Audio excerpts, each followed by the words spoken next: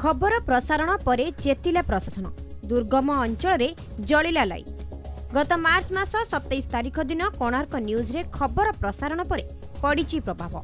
सूचना अनुसार कोरापुट जिला बैपारीगुड़ा ब्लॉक अंतर्गत महुली पंचायतर 5टी गाँ मौलिक सुविधार वंचित रही।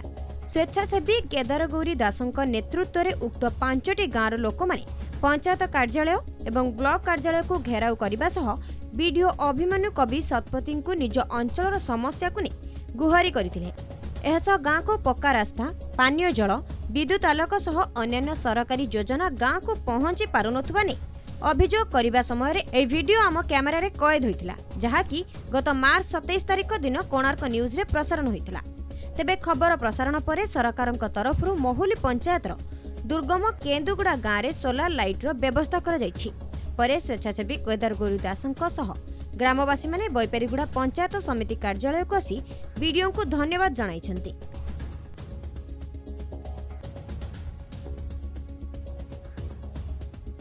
पंचायत अंतर्गत उमुरियागुड़ा ग्रामर तांकर लोक मैंने अंधार रे चलुथिले, सेटिकी इलेक्ट्रिक जीवार संभावना नहीं, तेणु तांको आमर ब्लॉक तरफ सौर चालित विद्युत संयोग जोगई दि जाइछि।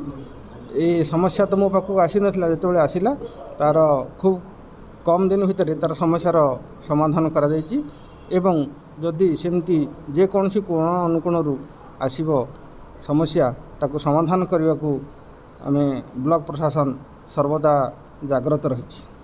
विगत दिन में करेन्ट नाई कि जल पे समस्या दुनिया गुड़ाए समस्या थिला।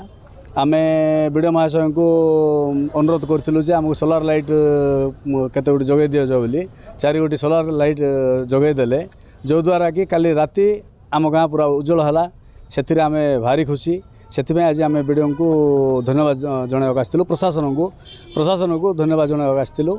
आउ बहुत बहुत धन्यवाद बैपारीगुड़ा मीडिया कर्मी मानक आउ बीडीओ महाशय को, बैपारीगुड़ा बीडीओ महाशय को।